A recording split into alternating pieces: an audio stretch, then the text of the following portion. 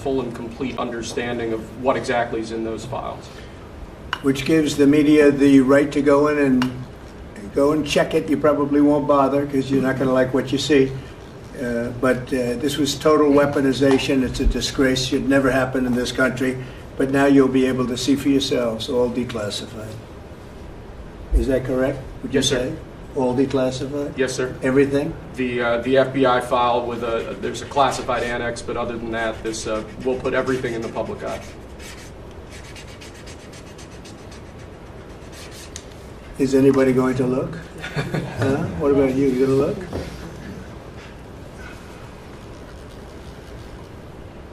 And frankly, the FBI should be ashamed of themselves, and so should the Department of Justice, and so should Biden. Okay? Next, sir, we have an executive order for your attention. We've taken action against a number of law firms that have participated either in the weaponization of government, the weaponization of the legal system for political ends, or have otherwise engaged in illegal or inappropriate activities. The law firm of Jenner and Block is one of these law firms. This is a law firm that, as you know, employed Andrew Weissman after he came off of the Mueller investigation. It's a law firm that's engaged in invidious racially and sexually discriminatory practices. It's also a law firm that has participated in the weaponization of the legal system against American principles and values. And we believe that the measures in this executive order will help correct that. And Andrew Weissman is the main culprit? He's certainly... With respect to this firm? He is one of a number of reasons that we believe this executive order is warranted. He's a bad guy.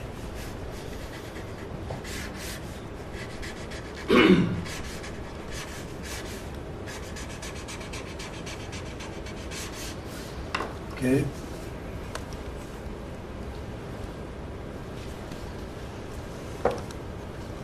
Next, sir, we have an executive order for your attention relating actually to government payments. Historically, checks issued by the Treasury are, I believe, 14 times more likely to become the subject of fraud than electronic transfer payments. This is an executive order that's going to push the Treasury Department to modernize its payment system to ensure that where possible they're using electronic methods of payment as opposed to paper checks in order to reduce waste, fraud, and abuse in the government. Which is obviously an endeavor that we've been pursuing in numerous aspects of government under your leadership.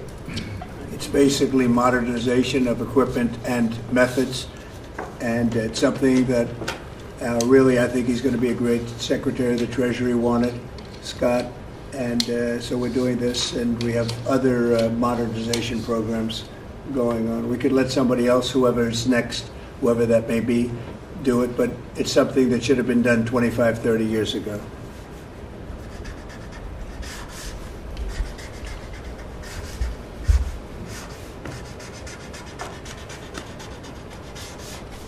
Okay.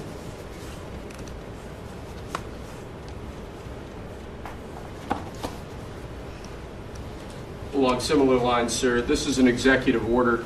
We're calling it Protecting America's Bank Account.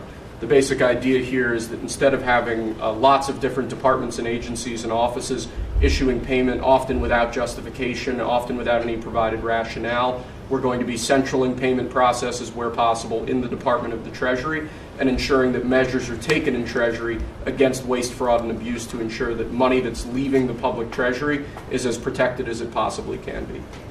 All right, good.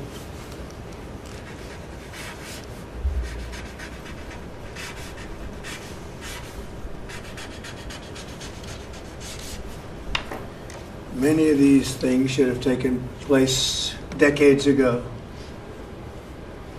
or longer. Lastly, sir, we have an executive order for your attention on the very important subject of election integrity. We believe that this executive order is the farthest reaching executive action taken in the history of the Republic to secure our elections. Among numerous other aspects of this executive order, this is going to cut down on illegal immigrants on the voter rolls, ensure that the Department of Homeland Security and the data that they have available is being fully weaponized to ensure that illegal immigrants aren't voting. This will include a citizenship question on the federal voting form for the first time. This executive order instructs the EAC to cut federal funding to states that don't take reasonable steps to secure their election. This calls on the Department of Justice to vigorously prosecute election crimes, particularly in states that we don't believe are in compliance with federal law around election integrity. I could go on and on for a while, sir, but the compliance with national election day rules, cracking down and investigating and prosecuting foreign interference in our elections, revoking President Biden's Executive Order 14019, which essentially weaponized government to corrupt and pollute our election process. There's a lot in here, but we believe that these are very important steps that we need to be taking as an administration at your direction to ensure that our elections are as secure as they possibly can be. Okay, you all understand that? Yes. Election fraud, you've heard the term. We'll end it, hopefully. At least this will go a long way toward ending it. There are other steps that we will be taking in the coming weeks, and we think we'll be able to end up getting fair elections. Perhaps some people think I shouldn't be complaining because we won in a landslide, but we got to straighten out our election. This country is so sick because of the election, the fake elections and the bad elections, and we're going to straighten it out one way or the other.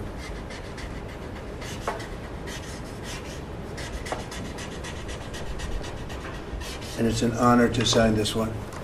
To sign all of them, but to sign this one is a great honor.